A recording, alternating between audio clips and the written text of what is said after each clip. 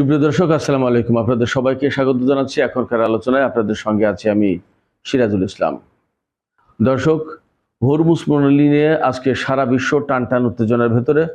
Hormuz প্রণালী America একেবারে block করে রাখার ঘোষণা দিয়েছে, অর্থাৎ হরমুজ প্রণালী দিয়ে কোনো জাহাজ বের হতে পারবে না, আবার ঢুকতেও পারবে না। ইরান বলেছে সেটি প্রতিরোধ করা হবে এবং আমেরিকার এই ঘোষণাকে অবৈধ, বেআইনি এবং জলদস্যুতা বলে আখ্যায়িত করেছে ইরান। গতকাল আমেরিকা দুটি যুদ্ধ জাহাজ পাঠিয়েছিল হরমুজ প্রণালীতে ঢোকার জন্য, কিন্তু ইরানের প্রতিরোধের মুখে তারা পিছু হটেছে। এরই মধ্যে হরমুজ প্রণালী নিয়ে যে কঠিন পরিস্থিতি, তাতে সারা বিশ্বে মারাত্মক রকমের প্রভাব পড়েছে। তেলের বাজার আবার অস্থির হয়ে উঠেছে। এরই মধ্যে অন্তত পক্ষে 7% দাম বেড়েছে। অস্ট্রেলিয়া এবং নিউজিল্যান্ডের ডলারের দাম পড়ে গেছে। এশিয়ার বাজার দারুণভাবে, অর্থাৎ এশিয়ার শেয়ার মার্কেটে পতন ঘটেছে। সারা বিশ্বে মারাত্মক রকমের একটা অনিশ্চয়তা তৈরি হয়েছে। যা বুঝতে পারছি তাতে আমেরিকা যুদ্ধ শুরু করতে যাচ্ছে আবার। ইরানের পক্ষ থেকে জাতীয় সংসদের স্পিকার বাকের কলিবফ তিনি সুস্পষ্ট ঘোষণা দিয়েছেন, আমেরিকা যদি যুদ্ধ করতে চায় তাহলে আমরাও প্রস্তুত। এই অবস্থায় আসিয়ানের পক্ষ থেকে আমেরিকা এবং ইরানকে যুদ্ধ রেখে কূটনীতিতে ফিরে আসার আহ্বান জানিয়েছে। ইরানের স্পিকার চমৎকার একটি কথা বলেছেন। তো সবকিছু মিলে আসলে পরিস্থিতি কোন দিকে যাচ্ছে, সবার একই প্রশ্ন, যুদ্ধ কি আবার শুরু হতে যাচ্ছে? এবং হরমুজ প্রণালী যদি আমেরিকা ব্লক করে দেয়, একেবারে ব্লকের সৃষ্টি করে, তাহলে ইরান আসলে কি করবে? দর্শক, এই সমস্ত বিষয় নিয়ে আজকের ভিডিওতে মোটামুটিভাবে বিস্তারিত আলোচনা করার চেষ্টা করব। আশা করি সঙ্গেই থাকবেন।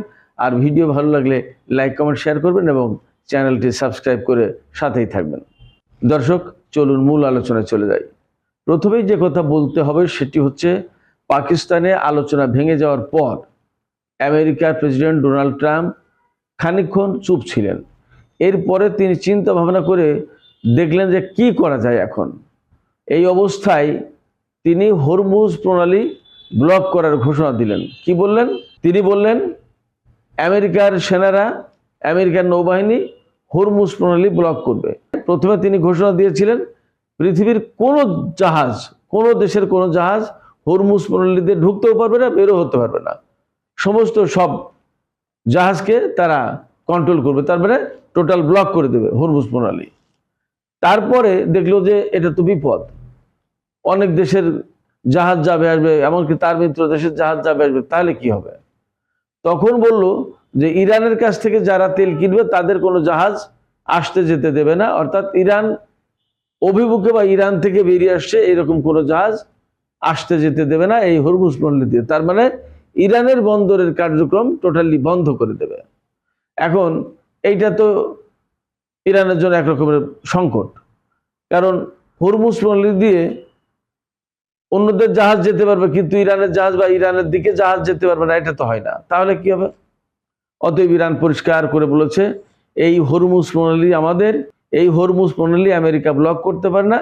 আমেরিকা যদি ব্লক করার চেষ্টা করে তাহলে সেটা হবে অবৈধ, বেআইনি এবং জলদস্যুতা, পাইরেসি। কি করবে ইরান? ইরানের পক্ষ থেকে সেই কথা একদম পরিষ্কার করে বলেছেন জাতীয় সংসদের স্পিকার এবং সাবেক আইআরজিসির কমান্ডার, তেহরানের দীর্ঘদিনের মেয়র বাকের কলিবফ। তিনি পরিষ্কার করে বলেছেন যে তোমরা যদি আমাদের বিরুদ্ধে যুদ্ধ করতে চাও তাহলে আমরাও তোমাদের বিরুদ্ধে যুদ্ধ করব। তার মানে তুমি যদি ডিপ্লোমেসি চাও আমি ডিপ্লোমেসিতে আছি, তুমি যদি যুদ্ধ চাও আমি যুদ্ধতে আছি। তার মানে আমেরিকা যা চাইবে ইরান তার সাথে সমানে লড়াই করতে প্রস্তুত। বাকের কলিবফ আরেকটা চমৎকার কথা বলেছেন।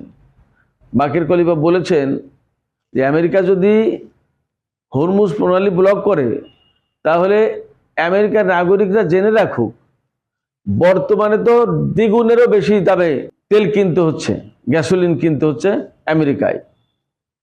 তো যদি আমেরিকা হরমুজ প্রণালী ব্লক করে আটকে দেয় তাহলে আমেরিকার নাগরিকদেরকে স্মৃতিকাতর হয়ে পড়তে হবে যে একসময় $4.125 1 গ্যালন তেল কিনতাম। একটা স্মৃতি কাতর হয়ে পড়বে, নস্টালজিক হয়ে যাবে তারা। তার মানে তেলের দাম এত বেশি বাড়বে। এরই মধ্যে আমরা সবাই জানি যে এই যে 38-39 দিনের যে যুদ্ধটা গেল বা এখন যে উত্তেজনাপূর্ণ অবস্থা, তাতে আমেরিকা সহ সারা বিশ্বে তেলের দাম বেড়েছে। আমাদের বাংলাদেশে সেই তুলনায় তেলের দাম এখনো মনে হয় কম, বাড়েনি তেমন একটা। সাধারণ তেলের দাম তো বাড়েনি, গাড়ি মোটরসাইকেল এই সমস্ত তেলের দাম মনে হয় বাড়েনি, সম্ভবত শুধু বিমানের জ্বালানি তেলের দাম বেড়েছে। কিন্তু একটা হাহাকার তো লেগে গেছে সারা বিশ্বে, আর বেশিরভাগ দেশে তেল এবং গ্যাসের দাম অনেক বেশি বেড়েছে। আমাদের দেশে মনে হয় গ্যাসের দাম বেড়েছে। তো এই পরিস্থিতিতে সারা বিশ্ব তো আসলে কাঁপছে। হরমুজ প্রণালী টোটালি তো ব্লক হয়নি, ইরান তো এতদিন টোটালি ব্লক করেনি, শুধুমাত্র শত্রু দেশের জাহাজ চলা ফেরার উপরে তারা বিধিনিষেধ আরোপ করেছে, কিন্তু বাকিদের জাহাজ চলতে পারছে। এখন আমেরিকা যে কথা বলছে যে টোটালি ব্লক করে দেবে, তা টোটালি যদি ব্লক করে দেয় তাহলে তেল তো পাস হতে পারবে না, তাহলে সারা বিশ্বে কি অবস্থা তৈরি হবে। শুধু তেল না, গ্যাসও এই পথে পরিবহন হয়, এছাড়া অন্যান্য আরো নানা রকমের পণ্য পরিবহন হয়। আমি তো কালকের ভিডিও একটাতে বলেছি যে বিশ্বের সম্ভবত টোটাল সারের 60% এই হরমুজ প্রণালীতে বের হয়, অথবা আমেরিকার যত সার লাগে তার 60%, একটা 60% আছে। তার মানে বিরাট পরিমাণের সার এই হরমুজ প্রণালীতে বের হয়, প্রবাহিত হয়। সেক্ষেত্রে যদি এই হরমুজ প্রণালী বন্ধ হয়, শুধু তো তেল গ্যাসের প্রশ্নটা, অন্যান্য বিভিন্ন রকমের পণ্যের আসা যাওয়ার প্রশ্ন আছে, একই সাথে সারের আসা যাওয়ার প্রশ্ন আছে। আমেরিকায় সার ব্যবহারের মৌসুম প্রায় শেষ হয়ে যাচ্ছে। এখন যদি সার না সাপ্লাই থাকে তাহলে আমেরিকার কৃষি ক্ষেত্রে কিন্তু একটা বিপর্যয় নেমে আসবে। তাহলে ডোনাল্ড ট্রাম্প যে কাজ করতে যাচ্ছে সেটা তার দেশের জন্যও হিতে বিপরীত হবে, আর সারা বিশ্বের জন্য তো একটা বিপর্যয়কর পদক্ষেপ হবে, এতে কোনো সন্দেহ নেই।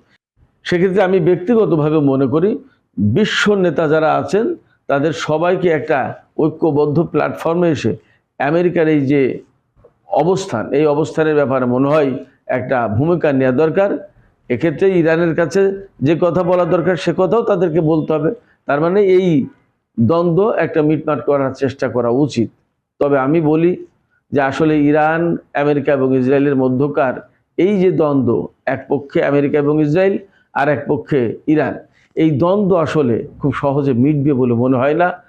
এটা ঐতিহাসিক একটা ঘটনার প্রেক্ষাপট থেকে এই দ্বন্দ্ব একেবারে চূড়ান্তভাবে ফয়সালা হতে হবে এবং তার জন্য নির্ঘাত সামরিক সংঘাত হবে এবং সামরিক সংঘাতের ভেতর দিয়েই হবে। তারপরেও তো আমাদের বিশ্বকে চলতে হবে।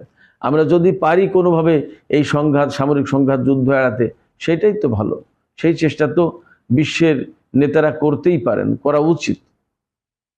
আজকে সারা বিশ্বের তেল গ্যাসের যে দাম বেড়েছে এবং যে হাহাকার, যে সংকট তৈরি হয়েছে, এই সংকট হাহাকারের কারণে সারা বিশ্বের অর্থনীতিতে বিরাট নেতিবাচক প্রভাব পড়ছে। এশিয়ার শেয়ার বাজারে ব্যাপক দরপতন ঘটেছে। দক্ষিণ কোরিয়া, জাপান, হংকং, এই সমস্ত জায়গায়, অস্ট্রেলিয়া, নিউজিল্যান্ডের তাদের ডলারের দাম কমে গেছে। এরপরে এই পরিস্থিতিতে আসিয়ান ইরান এবং আমেরিকার প্রতি আহ্বান জানিয়েছে যে ভাই তোমরা গোলযোগ করো না, দ্বন্দ্ব করো না, যুদ্ধ ফ্যাসাদ আর করো না, যা হয়েছে হয়েছে, এখন কূটনীতির টেবিলে ফিরে আসো এবং তোমরা একটা সমাধানের চেষ্টা করো। তবে আমেরিকা এই ক্ষেত্রে অনড়। আমরা দেখতেই পাচ্ছি এই যুদ্ধের ব্যাপারে সারা বিশ্বের জনমত কিন্তু ট্রাম্পের বিপক্ষে। এমনকি খ্রিস্টান জগতের যে ধর্মগুরু পোপ চতুর্দশ, এই পোপ চতুর্দশ তিনি কিন্তু মার্কিন নাগরিক। তিনি মার্কিন নাগরিক হওয়ার পরেও তিনি তার বিবেকের জায়গা থেকে এই যুদ্ধের বিরুদ্ধে কথা বলছেন এবং যুদ্ধের জন্য ডোনাল্ড ট্রাম্পকে সমালোচনা করছেন। ডোনাল্ড ট্রাম্প একবার বলেছিলেন যে এটা একটা ক্রুসেড, এটা ধর্মযুদ্ধ। তিনি কিন্তু সরাসরি নাকচ করেছেন। খ্রিস্টানদের যে ধর্মগুরু পোপ, এই পোপ একেবারে সরাসরি নাকচ করেছেন, না কোনো মতে এটা ধর্মযুদ্ধ নয়, এটা কোনো পবিত্র যুদ্ধ নয়, এটা ট্রাম্পের যুদ্ধ, এটা কোনোভাবেই ধর্মযুদ্ধ হতে পারে না। এতে ডোনাল্ড ট্রাম্প খেপে গিয়েছিলেন। আবার গতকালকে খ্রিস্টানদের এই পোপ তিনি বলেছেন যে এই যুদ্ধ কোনো মতেই সঠিক হচ্ছে না, ডোনাল্ড ট্রাম্পের উচিত এই যুদ্ধ বন্ধ করা। তখন ডোনাল্ড ট্রাম্প একেবারে ক্ষিপ্ত ভাষায়, রাতের বেলায় ক্ষিপ্ত ভাষায় ওনার সোশ্যাল ট্রুথে পোস্ট করেছেন যে পোপ আমেরিকাকে যুদ্ধের জন্য সমালোচনা করে সেই পোপ আমেরিকার প্রয়োজন নেই, সেই পোপকে আমেরিকার প্রয়োজন নেই, আমার প্রয়োজন নেই। এই বিষয়টাকে পশ্চিমা জগতের মিডিয়াও বা পশ্চিমা জগতের বিশেষজ্ঞরা তারা কিন্তু ভিন্ন চোখে দেখছে। তারা বলছেন যে ডোনাল্ড ট্রাম্প যা করছেন তা ডিপ্লোমেসি, ফরেন পলিসির ধারে কাছে আর যাচ্ছে না। তার মানে আমেরিকার একটা ফরেন পলিসি যা ছিল দীর্ঘদিন ধরে যে অনুসরণ করে আসতো, সেই ফরেন পলিসি আর ডোনাল্ড ট্রাম্প অনুসরণ করছে না। মূলত তিনি যা করছেন তা শুধুই যুদ্ধের ভাষায়, হুমকির ভাষায় কথা বলছেন এবং তাই করছেন। আমরা সেটা দেখতেই পারি। ভেনিজুয়েলার প্রেসিডেন্টকে তিনি ধরে নিয়ে এসেছেন রাতের আধারে, একদম অপহরণ করে আনার মতো। তার স্ত্রীকে রেখেছেন, এখন তাদেরকে জেলে রেখেছেন, সেখানে বিচার করতেছেন। একটা দেশের, স্বাধীন দেশের প্রেসিডেন্টকে ধরে এনে আপনি আপনার দেশের আইনে কিভাবে বিচার করেন? এটা কি কোনো আন্তর্জাতিক আইনের ভেতরে পড়ে? মিনিমাম কোনো জ্ঞানবোধ পত্তিওয়ালা লোক এই কাজ করতে পারে? একই কাজ তো ইরানেও করতে চেয়েছিল, এবং ইরানে আরো ভয়ঙ্কর কাজ করেছে। তো বহু সংখ্যক নেতাকে, সর্বোচ্চ নেতা সহ গুরুত্বপূর্ণ সামরিক ব্যক্তিত্ব, বিজ্ঞানী, ইঞ্জিনিয়ার, তাদের হত্যা করেছে। একদম হত্যাকাণ্ড। এগুলো যদি আন্তর্জাতিক আদালতে বিচার করে বা মামলা করে ইরান, নিশ্চয়ই আদালত ডোনাল্ড ট্রাম্পকে দোষী সাব্যস্ত করবে বলে আমার বিশ্বাস। সুপ্রিয় দর্শক, আমি শেষের দিকে একটু আলোচনা করি এই খবর, যদিও গতকালকে, তবুও আলোচনা করি মানে প্রেক্ষাপট বোঝার জন্য। ডোনাল্ড ট্রাম্প যখন ঘোষণা দিলেন যে হরমুজ প্রণালী একেবারে ব্লক করে দেওয়া হবে, তারপরে গতকাল তিনি ঘোষণা করেছিলেন যে মার্কিন নৌবাহিনী হরমুজ প্রণালীতে যে ইরানের পেতে রাখা যে মাইন, সেগুলো পরিষ্কার করতে 2টো জাহাজ পাঠিয়েছে, তারা পরিষ্কার করছে। কিন্তু বাস্তবে দেখা গেল যে মার্কিন যে যুদ্ধ জাহাজ পাঠিয়েছিল, ডেস্ট্রয়ার 2টো পাঠিয়েছিল, আইআরজিসির হুমকির মুখে তারা পিছু হটে একদম ভারত মহাসাগরে চলে গেছে। আইআরজিসি হুমকি দিয়েছিল যে তোমাদেরকে আমরা দেখছি, তোমরা এখনই ইরানের এই যে নৌযান, এই নৌযান থেকে অন্তত 10 কিলোমিটার দূরে থাকো এবং তোমরা পিছু হটে ভারত মহাসাগরে চলে যাও, তা না হলে কিন্তু তোমাদেরকে টার্গেট করা হবে, একদম ক্ষেপণাস্ত্র মেরে ধ্বংস করে দেওয়া হবে। তখন মার্কিন সেই 2 যুদ্ধ জাহাজ, মহাবিক্রমশালী যুদ্ধ জাহাজ, তারা দুটোই একদম দ্রুত গতিতে পিছু হটে ভারত মহাসাগরে চলে গেছে। সেই মার্কিন বাহিনীকে দিয়ে যদি ডোনাল্ড ট্রাম্প বা অ্যাডমিরাল ব্রাড কোপার বা সেন্টকম যদি হরমুজ প্রণালী ব্লক করার চেষ্টা করে বা হরমুজ প্রণালীতে ঢোকার চেষ্টা করে, তাহলে সেখানে কি পরিস্থিতি হবে সেটা তো আমরা সবাই কম বেশি বুঝতে পারছি। হরমুজ প্রণালী হবে ভয়ঙ্কর ব্যাটেলফিল্ড। ইরানের সাথে আমেরিকার বা আমেরিকার সাথে ইরানের কিন্তু সরাসরি সম্মুখ যুদ্ধ হয়নি। হরমুজ প্রণালীতে এইরকম ভয়ঙ্কর যুদ্ধ হতে পারে, যেখানে লাশের পর লাশ পড়তে পারে এবং হরমুজ প্রণালীর নীল জল রঙিন হয়ে উঠতে পারে সৈন্যদের রক্তে। অতএব আমরা মনে করি এই যুদ্ধ বা এই হুমকি বন্ধ করা উচিত, শান্তির পথে চলে যাওয়া উচিত।